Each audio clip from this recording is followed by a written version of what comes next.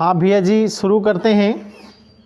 आप सभी लोगों को प्रश्नावली 10 के डी का क्वेश्चन नंबर 6वां जिसे आपको पढ़ना है। क्वेश्चन नंबर 6 में दिया है बच्चों कि AC और BD एक वृत्त की जीवाएं हैं जो परस्पर समद्विभाजित करती हैं। सिद्ध कीजिए AC और BD व्यास हैं। पहला काम आपको सिद्ध करना है इस क्वेश्चन में, ये जो AC है और ये जो BD है ये वृत्त का व्यास है। और फिर दूसरा पार्ट क्या है, आपको यह भी सिद्ध करना है कि ABCD एक आयत है। एक बात आप सभी बताएं, कोई भी 4 भुजाओं वाली आकृति आयत कब मानी जाती है? आयत की क्या पहचान होती है? आपने पढ़ा है कि आयत के आमने सामने की भुजाएं आपस में बराबर होती हैं और प्रत्येक कोण का मान। तो इस आकृति को आयत सिद्ध करने के लिए आपको 2 कार्य करना पड़ेगा। पहला कार्य, इसके आमने सामने की भुजाओं को बराबर सिद्ध करना पड़ेगा और दूसरा काम क्या करना पड़ेगा, इसके प्रत्येक कोण का मान 90 अंश सिद्ध करना पड़ेगा, तभी इसे आयत कहा जाएगा। और पहला कार्य जो आपको इस प्रश्न में करना है उसमें यह सिद्ध करना है कि AC और BD व्यास हैं। ये जो AC है और ये जो BD है इसको क्या सिद्ध करना है? व्यास सिद्ध करना है। तो व्यास किसे कहते हैं? आपने ये भी पढ़ा है कि वृत्त के केंद्र से होकर जाने वाली जीवा को वृत्त का व्यास कहते हैं, ऐसा आपने पढ़ा है। या व्यास की एक और परिभाषा आपने पढ़ी है कि वृत्त की सबसे बड़ी जीवा को वृत्त का व्यास कहते हैं। तो प्रश्न में एक चीज क्लियर दिया हुआ है कि AC और BD एक वृत्त की जीवाएं हैं। AC और BD क्या हैं? एक वृत्त की जीवाएं हैं जो परस्पर समद्विभाजित करती हैं। इसका मतलब क्या हुआ? किसी भी राशि को 2 बराबर भागों में बांट देना ही समद्विभाजित करना कहलाता है। तो ये जो पहली जीवा है जिसका नाम AC है और ये जो दूसरी जीवा है जिसका नाम BD है, दोनों जीवा एक दूसरे को क्या करती हैं? परस्पर समद्विभाजित करती हैं। यानी OA नाम की रेखा OC के बराबर है ना, और OB नाम की रेखा OD के बराबर है। तो आप लोगों ने पढ़ा है कि जो आयत होता है ना, उसके विकर्ण समान लंबाई के होते हैं तथा एक दूसरे को परस्पर। तो प्रश्न में दे रखा है कि AC और BD एक वृत्त की 2 बराबर जीवाएं हैं और दोनों एक दूसरे को क्या करती हैं? समद्विभाजित करती हैं।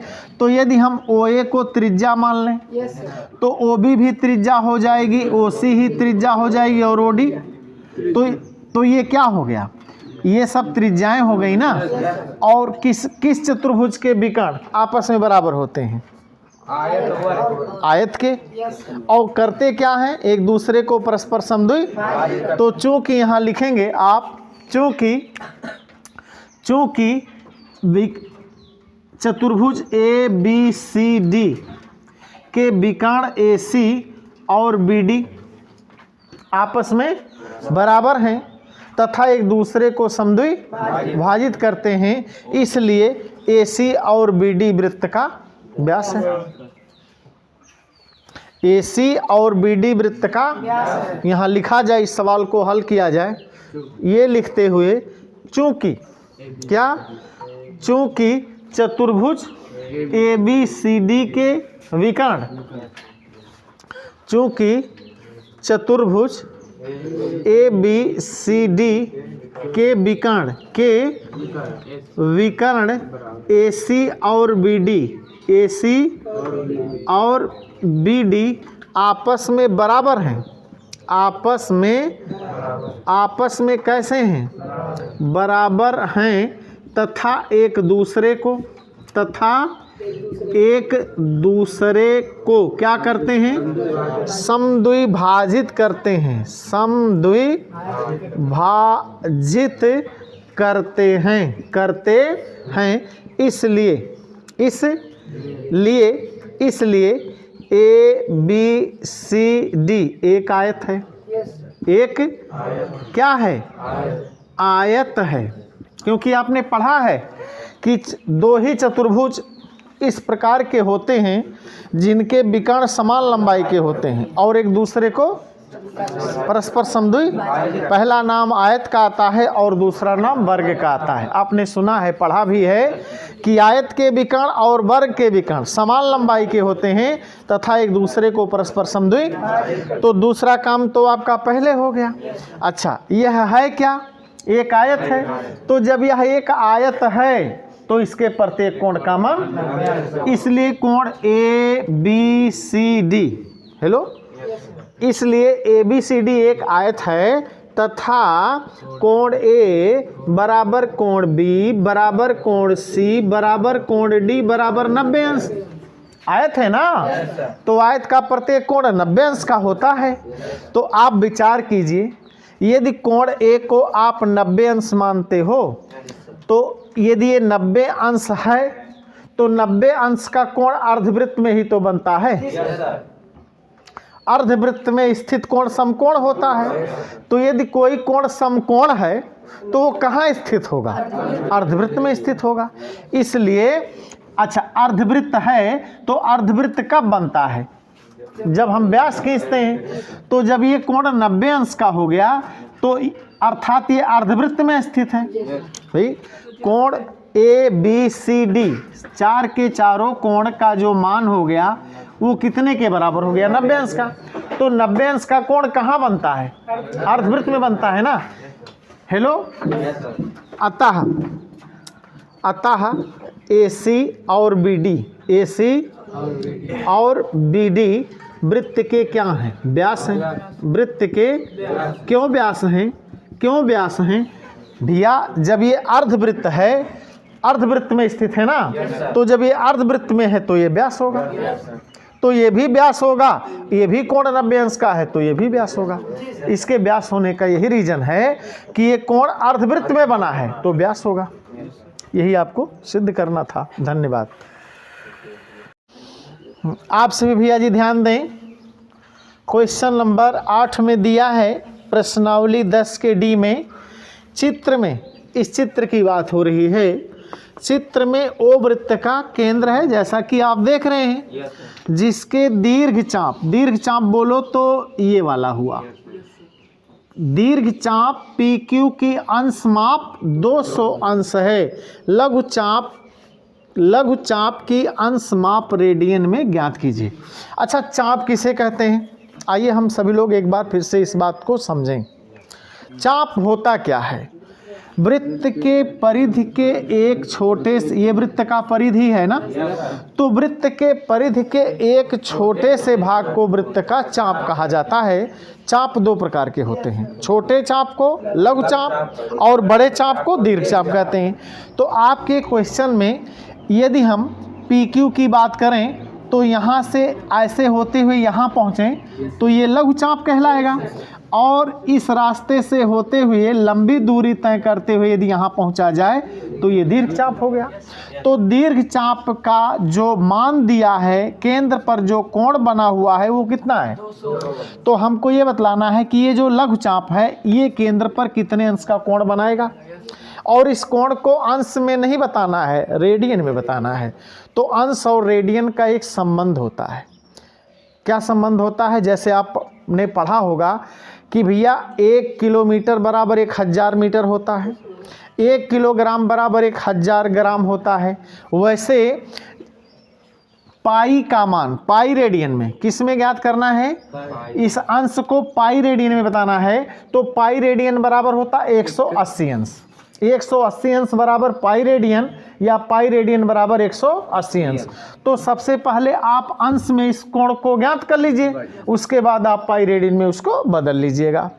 तो ये कोण कितने अंश का होगा, इसको कैसे ज्ञात किया जाए। तो देखिए, जब कोई भी वस्तु एक वृत्ताकार पथ में चक्कर लगाती है तो उसके एक पूरा चक्कर लगाने में 360 अंश का कोण बनता है। ये पूरा चक्कर जब हो जाएगा ना तो कितने अंश का कोण बनेगा? तो 360 में से यदि हम 200 घटा दें तो ये कोण आ जाएगा।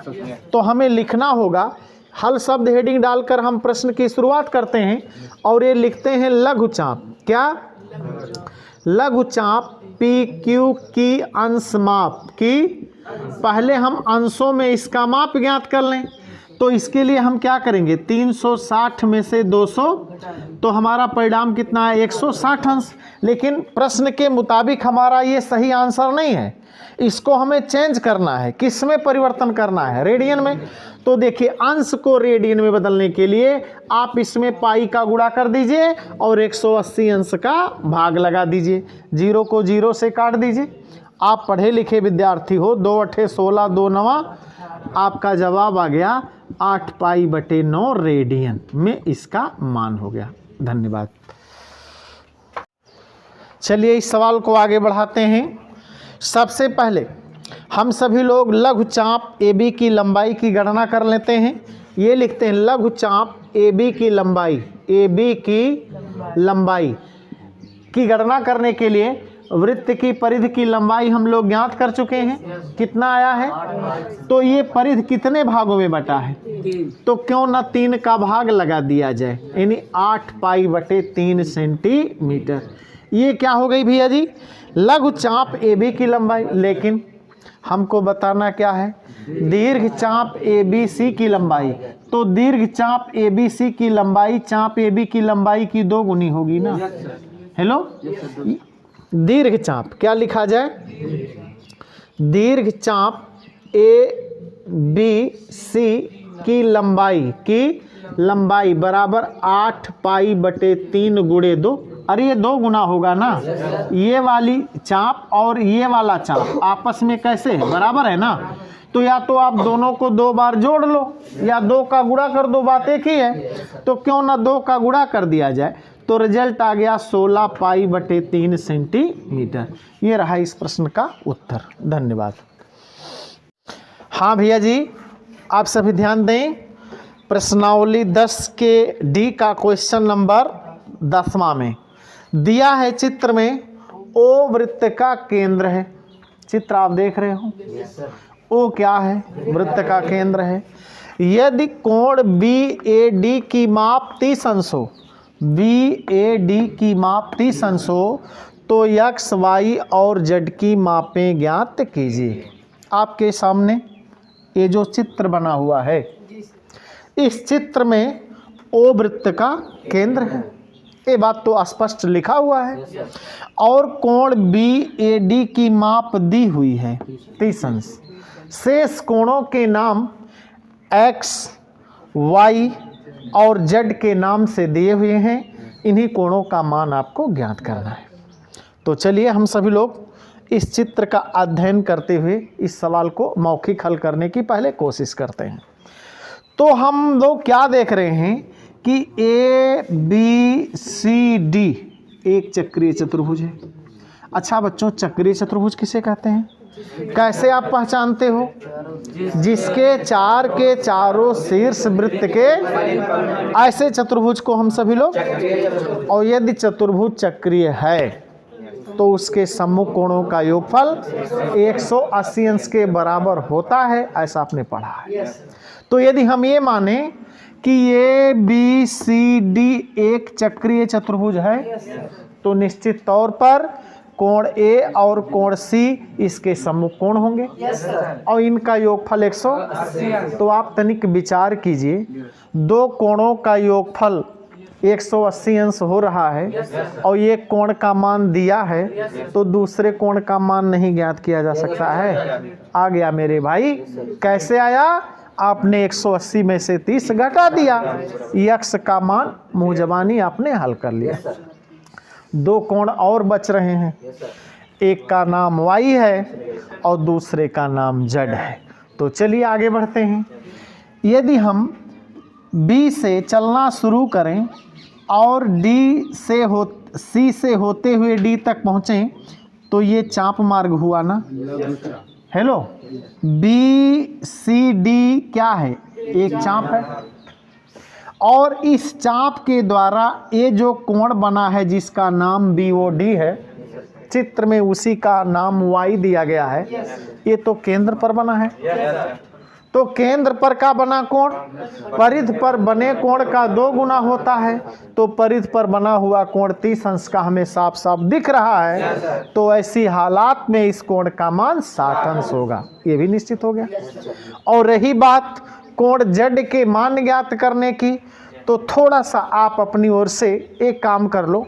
यदि B से D को मिला दो तो BD एक जीवा हो जाएगी, तो जीवा के नीचे का हिस्सा लघु वृत्तखंड हो जाएगा और ऊपर का हिस्सा, तो कुल मिला जुला करके मिलाएं या ना मिलाएं, अपने सवाल को आसान बनाने के लिए इसको मिला लिया जाए तो एकदम क्लियर और स्पष्ट दिख रहा है कि ये दोनों के दोनों कोण एक ही वृत्तखंड में स्थित हैं। एक ही वृत्तखंड में स्थित सबके सभी कोण आपस में, ये तो 2 बने हैं, 2 से 20 बन जाएं, 200 बन जाएं, 2000 बन जाएं, तो पर भी ये बताता है कि सबके सभी कोण आपस में, तो इस कोण का मान। अब इसी बात को लिखकर प्रस्तुत किया जाए। ये लिखा जाए, हल शब्द हेडिंग डाला जाए और ये लिखा जाए चित्रानुसार, माने चित्र के अनुसार। हम इस बात को लिखें कि चक्रीय चतुर्भुज ABCD में, चक्रीय चतुर्भुज ABCD में चूंकि कोण A और प्लस कोण C बराबर 100, A के नाम पर 30 अंश, C के नाम पर x अंश प्लस x बराबर कितना, तो भैया 30 को उधर करना, x बराबर 180 माइनस 30 बराबर 100, x का मान आ गया। y का मान आपको ज्ञात करना है, तो आप आगे बढ़िए, ये लिखिए चाप BCD द्वारा, चाप BCD द्वारा वृत्त के केंद्र पर का बना हुआ कोण आपको ज्ञात करना है। तो एक आइडिया हम आपको बता दें, यदि केंद्र पर का बना हुआ कोण ज्ञात करना है तो पहले उस कोण का नाम आप प्रस्तुत करें। यदि परिध पर का बना हुआ कोण ज्ञात करना होता तो उस कोण का नाम हम लिखते। तो चाप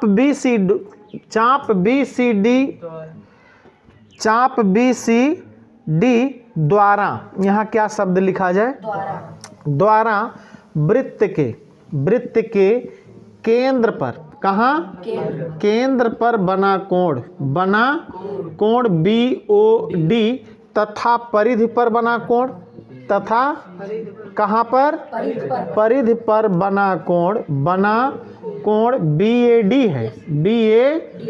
है, इसलिए कोण BOD बराबर 2 कोण BAD, और BAD का मान दे रखा है बराबर कितना आया, 60 अंश, या हम ये कह लें y बराबर 60 अंश।